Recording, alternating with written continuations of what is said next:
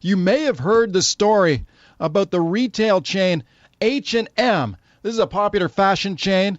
They removed a feathered headdress from its Canadian stores after receiving complaints that the accessories were making a mockery of Aboriginal culture. A lady named Kim Wheeler, she spotted these things. First, she's an Ojibwe Mohawk First Nations person from Winnipeg. She spotted these things in the store. She complained, and the company reacted very swiftly. They said they would take these feathered headdresses off of all their store shelves in Canada. Should the company have done that? Is this caving in to political correctness? Let's talk to Bernadette Morra about it, editor-in-chief of Fashion Magazine. Hi, Bernadette. Hi there. Thank you for coming on. Now, you're speaking to a guy when I buy my fashion, I just go for cheap. Yeah. I just go to Mark's Work Warehouse or whatever. Give me a good bargain. But I understand that fashion is like, it's art, isn't it? I mean, fashion is an art form. Well, I disagree with that. It's not an art form. There are artistic elements to it, and people do sort of express themselves through what they wear. But I wouldn't say that it's a pure art form because it has to be functional, it has to be reproducible, and so something that is art isn't necessarily concerned with function or with being reproducible. The reason I ask is whether an incident like this is maybe trampling on a designer's freedom of expression, or what do you think about what the store did here, pulling these headdresses off their shelves? Well, actually, it's interesting because this look has been around for about 5 years, and I know that because I wrote a story for the Toronto Star when I was with the Toronto Star. I interviewed a young woman by the name of Chase Cole. Now, she's the daughter of Michael Cole, who promotes the Rolling Stones concerts. Chase was, she's from Toronto, but she was living in California, and she was going to a party, and she wanted to put some flowers in her hair. She went to the store. She noticed some feathers, and she thought, I'll wear the feathers in my hair. She glued them to a headband, went to the party. She's friends with Keith Richards' daughter, Theodora Richards, friends with all of these other musicians. Friends went wild for these things. All of a sudden, headdresses took off on music videos. Chase started a business called Little Doe's Love, and then the whole thing sort of snowballed and caught like wildfire. So then you have all of these young kids going to music festivals, wearing their feathered headdresses because now they're popular. They've seen them in the music videos, seen them on the blogs. And then you have a company like H&M, which hires trend forecasting companies to go, and they have scouts all over the world looking at what trends are bubbling up from the ground, from the street. What are kids wearing? What can we capitalize on here and spin into a big mass trend that is going to catch on? And so this is how something that is quite, I think, innocent and authentic can, turn into a mass-produced product that then, on that level, I think, becomes offensive because it's being sold, it's sort of lost a bit of its heart and soul along the way, I think. Right. Okay, that's an excellent background and context to this thing. Do you think that when First Nations see a product like this on a store shelf, that they're within their rights to feel offended because they will say, look, the headdress in particular with the feathers, they're talking about a very iconic. Well, and it's a headdress is reserved. It's a symbol of honor and respect. So it's only allowed to be worn by people of very high status within that culture. So if I, as a Native person, would I be annoyed? Well, first of all, I'd be annoyed if somebody was buying it not from a Native person. I mean, if you're going to buy a headdress, you should buy it it should be made by a Native person and bought from a Native person. So that's one thing. But it's also, I think it's difficult whenever you get into the sort of appropriation and of items and.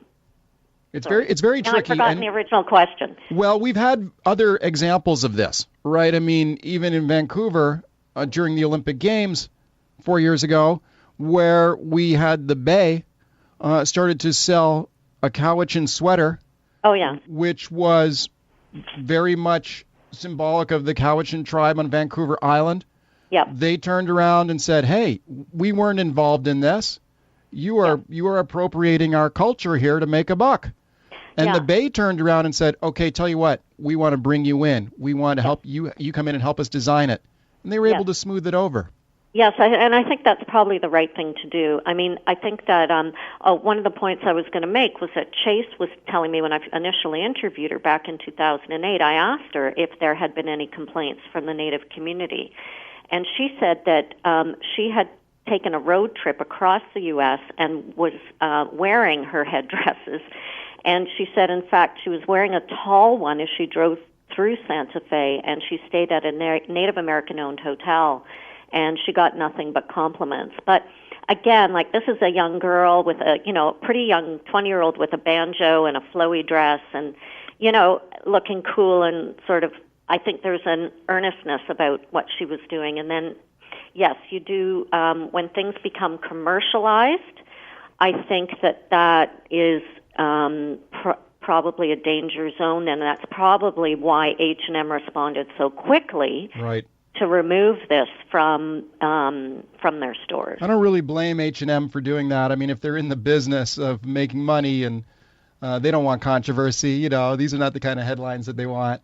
So they'd turn around and pull the products off the shelf. But I wonder, Bernadette, if some people might say, how far do you take this? Does this mean we should not have, we should not use plaid or tartan designs because it's offensive to Scottish people? I mean, is that... That's an excellent point. Most people don't even know the difference between tartan and plaid. Plaid's okay. Tartan belongs to a clan. So no, you're right. You shouldn't be using tartans. But I mean, I don't know. It's hard to say because until something from your own culture is appropriated, you don't really know how someone is going to feel about it. So I really don't know where the line should be drawn on that. But I mean, designers are inspired by,